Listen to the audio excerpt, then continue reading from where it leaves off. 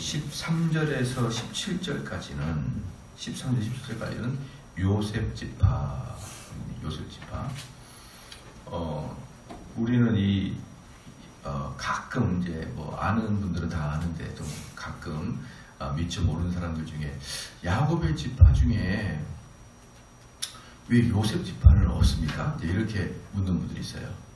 요셉 지파는 요셉 지파가 그 아들 에브라임과 므낫세로 이렇게 두 개로 나눠져요. 에브라임과 므낫세로 나눠지는데, 그러니까 이건 뭘 의미하냐 그러면 다른 지파에 비해서는 조카잖아요. 조카.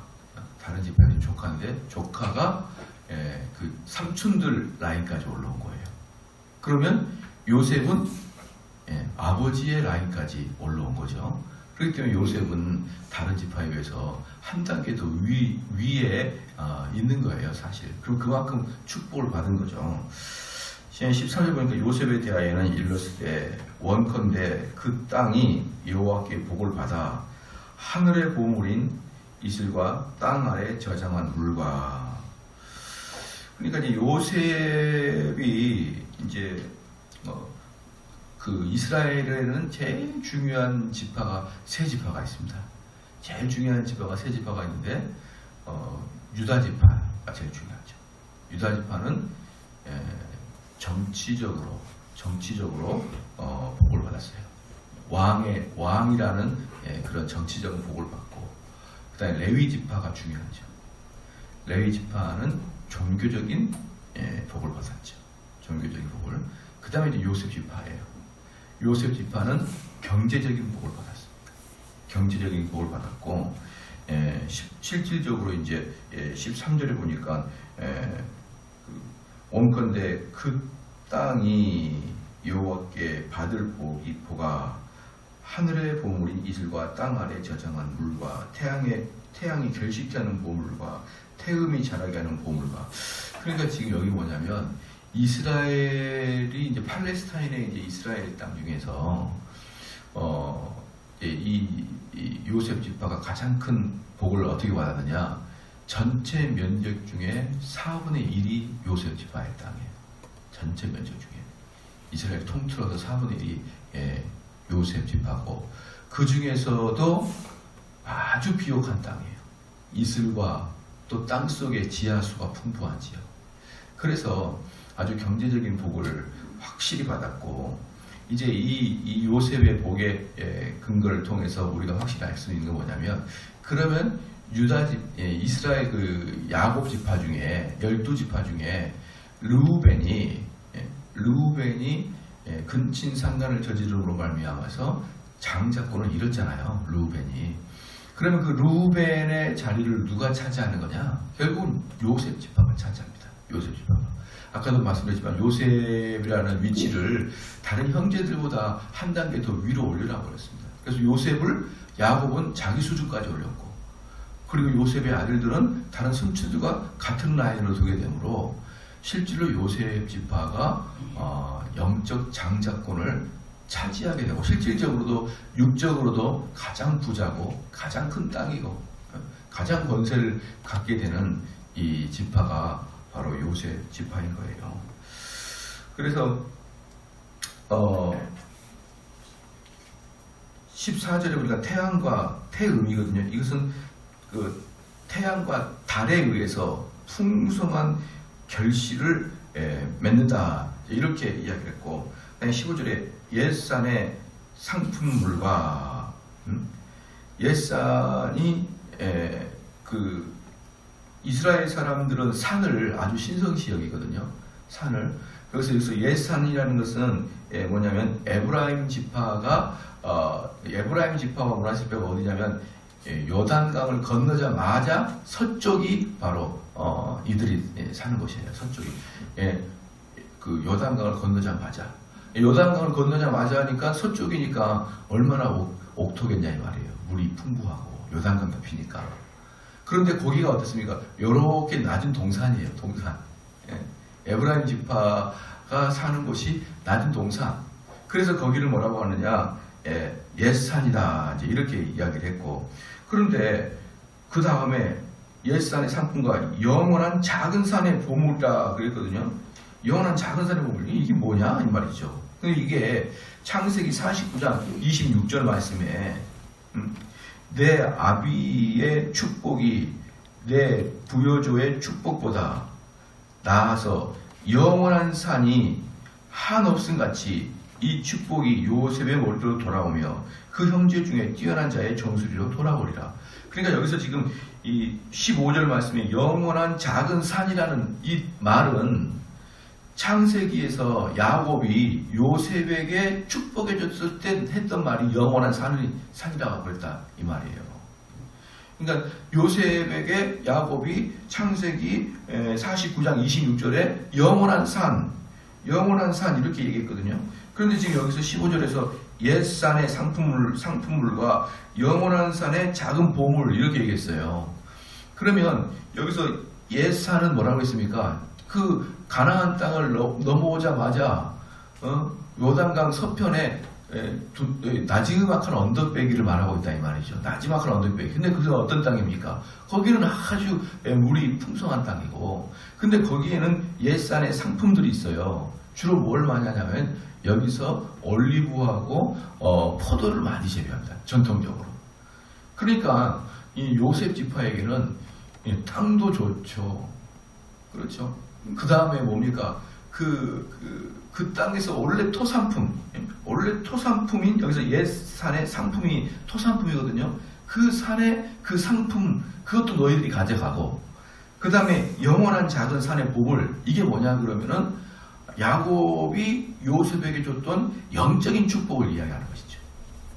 그러니까 지금 요셉에게 주어진 축복은 이 땅에서의 그 아주 기름진 땅과 풍성한 토산품을 선물로 받고 또 영적인 상품을 받는다.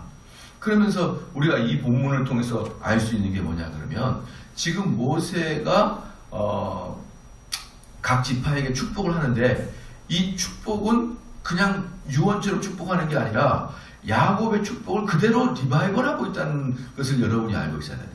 그러니까 모세 스스로가 축복한 게 아니라 전통적으로 언약을 맺어왔던 그 방식대로 다시 야곱의 축복을 상기시키는 정도, 거기다가 좀 더 조금 더 현실적인 것을 가미했을지 모르지만 큰 뼈대는 야곱이 했던 내용을 다시 반복하는 정도의 수준이다라는 것을 우리는 알 수 있어요.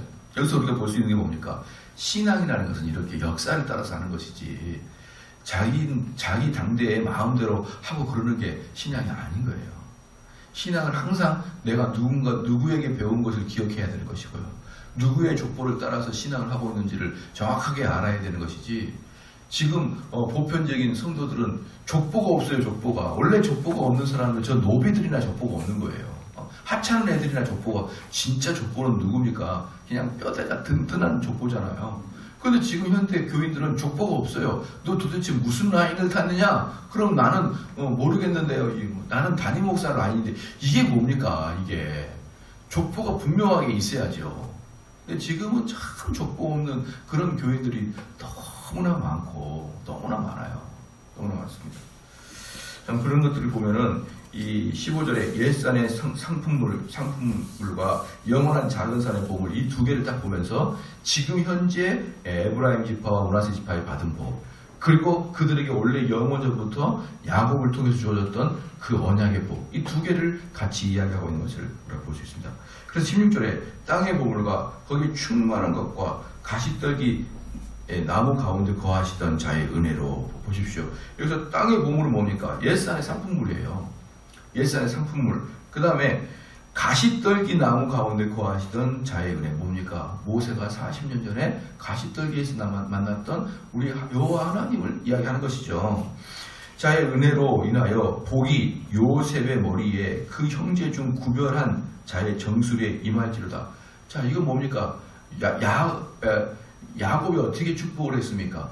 요셉을 축복할 때 므낫세하고 에브라임 므낫세를 이 손을 X자로 해가지고 축복을 했잖아요. 어디다가 손을 얹었습니까? 정수리에 손을 얹었잖아요. 정수리에. 그러니까 이것이 지금 야곱의 축복의 연속이라는 거예요. 야곱의 축복의 연속이고, 그 야곱의 축복이 이제 현실로 드러나는 에브라임과 므낫세란 말이죠. 자, 그러니까 그는 첫 수송아지 같이, 첫 수송아지가 뭡니까? 힘과 위엄을 가지고 있는 첫 수송아지입니다. 그러니 그 뿔이 들소의 뿔 같다. 그 뿔이 어마어마하게 강하다는 거예요. 들소처럼 힘있고 강하다. 그렇죠? 이것으로 열방을 그래서 이제 이 뭡니까? 므낫세와 에브라임 지파에서는 장수들이 많이 나와요. 장수들이. 여기서 에브라임 지파, 므낫세 지파에서 제일 유명한 사람은 여호수아예요. 여호수아가 거기 장수고, 그 다음에 여사사 드보라, 기드온, 이런 장수들이 이 지파에서, 요셉 지파에서 많이 나오게 됩니다. 그래서 그 뿔이 들소의 뿔 같도다. 이것은 열방을 받아 땅 끝까지 이르니 곧 에브라임의 만만이요 므낫세의 천천이다. 이것도 아시죠? 원래 둘째 아들이 에브라임이에요. 첫째 아들이 므낫세고, 근데 야곱이 끝까지 바꿨잖아요. 오른손을 에브라임 쪽으로, 왼손을 므낫세로. 야곱이 요셉이 바꿔주니까 아니다 다시 그렇게 해가지고 끝까지 둘째 아들을 칭찬했는데, 그게 결실이 여기 나오는 거라 이 말이죠. 결실이. 그래서 에브라임 지파가 훨씬 큰 땅과 훨씬 많은 재물의 복을 받게 됩니다. 그래서 그 에브라임 만만이요 므낫세는 천천히라는 거면서 야곱의 그 예언과 축복이 이제 드디어 다 성취되고 있는 것을 우리가 보고 있습니다. 그 다음에 이제 18절 이제 19절 말씀은 스불론과 이사갈에 대한 건데, 이 스불론과 이사갈을 18절 19절에 같이 한데 묶어서 했던 이유는 뭐냐면, 첫째는 어머니가 레아입니다. 둘이가 레아의 두 아들이에요. 어머니가 아들이고, 그 다음에 그 땅도 가나안 땅에 들어갔을 때 가장 인접하게 두 땅이 딱 위아래로 묶여 있어요. 그러니까 이 두 지파를 하나로 묶어서 보면, 그러니까 우리가 보면은 어머니 입장으로 이렇게 돌아가고 있는, 어머니 입장으로. 그래서 우리는 이스라엘 사람들이 어땠습니까? 요셉을 그 형제들이 팔았잖아요. 요셉을 형제들이 팔았을 때 형제들 간에 사이가 안 좋은 정도 그런 게 아니라니까요. 여러분들이 그런 식으로 요셉을 보면 안 돼요. 요셉의 그 형제는 뭐냐? 형제의 난입니다. 형제의 난. 형제의 난은 아버지가 하나고 엄마가 4명이에요. 그러면 그것은 원수보다 더 나쁜 관계입니다. 원수보다 더 나쁜 관계. 그렇잖아요. 원수보다 더 나쁜 관계. 제가 참 재밌는 게 보면, 요번에 여러분 혹시 그 TV를 잘 못 봐서 그렇겠지만, 그 최진기라는 그 아주 경제학을 잘 재밌게 강의하는 그런 강사가 있어요. 그런 강사들은 자기들이 그 시청하는 사람이 40만 명, 30만 명 그래요. 시청하는 사람이. 등록을 해서 시청하는 사람이 40만 명, 35만 그렇다니까요. 우리 여러분들이야 30만 명 정도야 기본이기 때문에 놀라지 않는데, 30만 명의 시청자를 거느리고 있는 사람이면은 돈을 얼마를 버느냐? 그냥 한 달에 그냥 100억 가까이 번다고 보면 돼요. 한 달에. 이게 하나의 움직이는 기업이야, 기업. 그러니까 거기서 비록 학원 강사지만 그 최진기 연구소라는 연구소 따로 있어서 거기 직원이 따로 있어요. 하고 이 사람은 또 학원 강사로 이제 나오는 거죠. 소속은 학원 강사인데, 학원이 요즘은 옛날에 우리가 대학 들어갈 때처럼 이렇게 조그만 오프라인 학원이 아니라 이제는 대형 온라인 학원으로 나오기 때문에 이 사람의 직업 자체는 그 온라인 학원의 강사예요. 그러나 또 개인적으로는 그 최진기라는 어떤 그 연구소를 따로 만들어서 많은 또 직원이 있게 돼. 그럼 한 달에 그렇게 벌어되니까 더 전문적으로 하려면 그런 직원들이 있어야겠죠. 그런데 이 얘네들의 그 인기는 뭘로 얻어내냐면 댓글로 얻어, 댓글로. 이번에 매크로 댓글 조작 이런 거 있잖아요. 저는 이걸 보면서 정말 현대는 속이고 속는 그런 거구나. 그런데 이 온라인에서 뭡니까? 인기를 얻으려고 그러면 누가 잘 가르친다 이거 댓글 써야 될 거 아니에요. 그 댓글 알바를 이 최진기가 쓴 거예요. 알바를 써가지고 고용을 해가지고 한 달에 1인당 200만 원씩 주고. 그걸 누가 고소를 했느냐?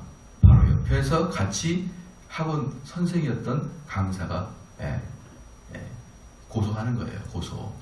그러니까 지금 제가 말씀드린 것이 뭐냐면 그 최진기를 결정적으로 끌어안치고 최진기의 멸망을 촉구했고 터뜨린 사람은 바로 옆에 사람이에요. 항상.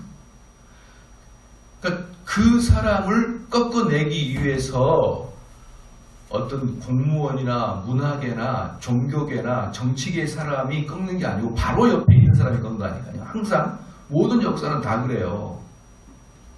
여러분 시저가 누구한테 죽었습니까? 시저는 자기가 가장 사랑하는 양아들 브루투스한테 죽었어요. 항상 옆에 두고 있던. 그래서 시저가 마지막에 죽으면서 딱 이야기합니다. 브루투스 너무하죠. 이렇게 이야기합니다. 브루투스. 브루투스라는 이름은 배신자의 영원한 대명사예요. 우리 기독교에서 나쁜 놈의 영원한 대명사는 빌라도인 것처럼 서양 속담에서는 브루투스 너무하죠. 즉 브루투스는 배신자의 영원한 이름입니다. 그래서요, 그렇게 바로 옆에 있는 사람이 이 최진기라는 강사가 그동안에 댓글 알바를 써가지고 자기의 이름을 상위 랭킹으로 올려놨다라는 것을 고소하게 되므로 120억의 소송이 붙어 있습니다. 120억에. 그러니까 사랑하는 성도 여러분, 이 요셉의 당시에 요셉과 다른 형제들은 정말 원수보다 더 나쁜 관계예요. 옆집 사람보다 비교도 안 될 만큼 나쁜 관계. 왜?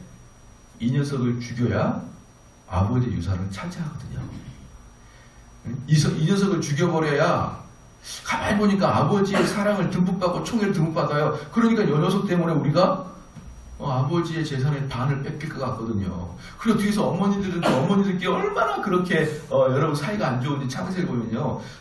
너무나 안 좋아요. 너무나. 사이가 서로 음해하고 서로 안 되기를 바라고 서로 아들이 없을 때 기뻐하고 그런 그 여자들의 관계였거든요. 그 여자들 밑에서 태어난 아들들은 어릴 때부터 저 인간을 우리가 이겨야 된다. 저 인간 저거 원래 나쁜 그 아주 천한 것이다. 이렇게 해왔기 때문에 그 자녀들은 너무나 뭡니까? 원수와 같아요. 원수와. 그런 자녀들을 요셉이 용서한 거예요, 여러분. 그런 원수들을 요셉이 용서한 거라니까요. 그러니까 요셉의 용서는 내가 형 용서할게 이런 게 아닙니다. 정말 죽여버리고 싶었을 거예요. 그런데 요셉이 그들을 용서하게 됨으로 장자가 되는 겁니다, 여러분. 사실은 참 감사할 일이죠. 그래서 그런데 그 레아의 두 아들은 그러기 때문에 다른 여타 지파하고 관계없이 둘이는 완전히 어때요? 끈끈이 붙어있는 거란 말입니다. 둘이는. 그래서 얘네들의 이스라엘 지파를 나눌 때는 그 엄마들의 라인으로 이렇게 나눠주는 거예요. 그러지 않고 이미지로 섞어버리면 항상 전쟁을 할 수밖에 없을 것입니다. 여러분 이 아프리카가 전쟁이 많이 나는 이유가 뭔지 아십니까? 아프리카에 항상 전쟁이 나는데 아프리카의 지도를 한번 봐보십시오. 지도를 보면 놀라운 게 하나 있습니다. 뭐냐? 내륙의 국가들의 국경선이 다 반듯반듯해요. 반듯반듯. 우리나라는 국경선이 막 삐뚤삐뚤하잖아요. 중국도 삐뚤삐뚤하고 근데 아프리카는 전부 다 자로 재듯이 반듯반듯합니다. 왜 그럴까요? 아프리카를 점령한 프랑스 사람들이 자기들의 형제 편의상 반듯반듯 지어놨어요. 반듯반듯하게. 그러니까 거기 안에는 어때요? 전통적으로 원수된 민족들이 한 민족이 될 수도 있고 원래 한 민족이 옆나라가 되어버립니다. 그렇게 반듯반듯 만들어놨기 때문에 그들의 정서를 고려하지 않고 국가의 경계선을 만들었기 때문에 아프리카는 끝까지 전쟁입니다. 끝까지. 참 프랑스 사람 나빠요. 프랑스가 결국은 지금 아프리카의 지금 전쟁을 다 유발했다고 보면 되는 겁니다. 프랑스가. 그것처럼 이스라엘도 다 형편에 맞게 그래서 어머니의 그 핏줄 라인에 의해서 그 라인들을 다 이렇게 만들어놨는데 그 중에 하나가 스불론과 이사갈입니다. 스불론과 이사갈은 레아의 두 아들이고 그런데 이 스불론에게는 어떤 했냐면 스불론이요 너는 나감을 기뻐하라. 여기서 나감이라는 것은 뭐냐 하면 해양으로 나간다는 말이에요. 해양으로. 그러니까 스불론은 주로 배를 타고 해양 무역을 하게 그런 복을 줬고요. 이사가리여 너는 장막에 있으니 이것은 농업을 하라 이렇게. 그래서 스불론은 무역업을 하게 되는 것이고 이사갈은 이제 농업을 하게 되면서 조용하게 사는 것이 이사갈이고 스불론은 반대로 좀 더 활기차는 이제 그러한 삶입니다. 19절에 보니까 그들의 열국 백성을 불러 산에 이르게 하고 거기서 의로운 제사를 드릴 것이며 바다의 풍부한 것 모래의 강추인 보배를 흡수하리로다. 그래서 이제 그들의 이제 어떤 축복을 했냐면 그들이 열국 백성을 불러 산에 이르게 하고 열국 백성을 불러 산에 이르게 한다. 산이 뭐라고 했습니까? 시작. 산은 항상 거룩한 것이다. 그러니까 이스라엘에서 말하고 있는 산은요. 지금 여기서 이제 신명기 주로 말하고 있는 산은 뭡니까? 가나안 땅 전체를 산이라고 표현하게 돼요. 또 좀 더 구체적으로 말하면 예루살렘을 산이라고 표현합니다. 주로 이스라엘 사람들이 우리의 산 그러면은 가나안 땅 전체 또는 아까도 말했던 옛산이라고 할 때는 요단강 바로 건너서 둥근 구릉지 그 다음에 또 산 이러면 예루살렘 주로 이렇게 표현합니다. 그렇기 때문에 지금 스불론과 이 사람이 열방의 산을 모아다가 어디로 온다는 거예요? 이스라엘로 안으로 들어와서. 왜? 무역을 하는 사람이니까. 무역을 하고 밖으로 왔다 갔다 하는 사람이니까 이 스불론의 어떤 언행들을 보고 반해서 야 너희들 참 좋은 연구를 갖고 있구나 라고 하면서 각지에 있는 사람들이 야 나도 이스라엘 가고 살고 싶다 이렇게 해서 데려와서 거룩한 삶 즉 가나안 땅에 앉혀놓고 열국이 하나님을 예배하게 하는 그 역할을 스불론이 하게 될 것이다 라는 것입니다. 이렇게 이제 하나님께서 예언하셨던 것이 하나님께서 야곱을 통해 예언했던 것이 어떻습니까? 가나안 땅에 들어가면서 거의 성취가 되는 것이죠. 우리 성경이 이 성경의 자증성 중에 하나가 뭐냐면 하나님의 예언이 어떻게 성취되느냐 이것도 자증성인데 창세기의 일들이 결국 어디서 완성됩니까? 여호수아 그 이후에 딱 이제 완성이 되는 거죠. 그렇죠? 우리가 이게 보면은 요셉이 복 받은 걸 보면은 야 요셉은 그런 복을 받을 만한 자질을 끝까지 가지고 태어났고 그래서 그 나머지 형들을 결국은 용서함을 주고 그런 원래 인격 요셉은 그런 인격이었어요. 그런 인격이었는데 결국은 장자의 권세를 요셉이 차지해야 되는 걸 봤습니다. 기도하시겠습니다. 하나님 아버지 참으로 감사합니다. 하나님의 약속이 우리의 역사 속에서 분명히 이루어지는 것을 보게 하여 주심을 감사하나이다.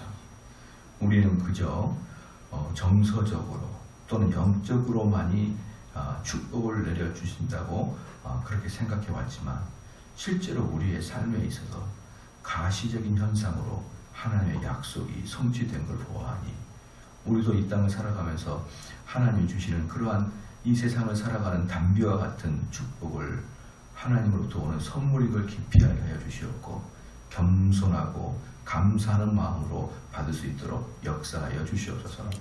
하나님 아버지여 또한 이 요셉의 그 자녀들이 결국은 이스라엘 지파에서 가장 부유하고 또한 가장 맏형으로서의 회복을 할 때 그들의 역사적 삶들이 참으로 아름다웠으며 용서하는 자였으며 또한 아버지에게 최선을 다한 그 효자였던 모습을 볼 때마다 저희들 이 땅에 그러한 형태들이 드러날 수 있도록 인도하여 주시옵소서. 이 시간에 우리 이종국 집사님, 양정숙 권사님 주님 앞에 귀한 예물 드렸사오니 주여 이 예물을 받아 주시옵소서. 아름답게 흠행하여 주시옵고 우리 드리는 집사님과 권사님 영적으로 절대로 흐트러지지 아니하게 도와주시옵고 끝까지 우리 주님 붙들고 가게 하여 주시옵고 우리 주님만 의지하는 우리 권사님 집사님 되게 하여 주시옵소서. 건강을 지켜주시옵고 결코 다치지 아니하도록 불꽃같이 눈으로 지켜주시옵소서. 감사드리며 예수님의 이름으로 기도합니다. 아멘.